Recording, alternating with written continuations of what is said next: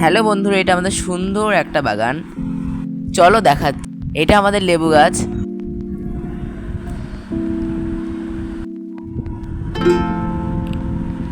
এটা আমাদের লঙ্কা গাছ। লঙ্কার ফুলগুলো সবাই বেরিয়েছে, এখন লঙ্কা হয়নি। এবার আসো, এটা সাদা ফুল, ভীষণ কিউট। এবার এটা হচ্ছে আমরা পয়সা ফুল নামে চিনি, ভীষণ কিউট ফুল।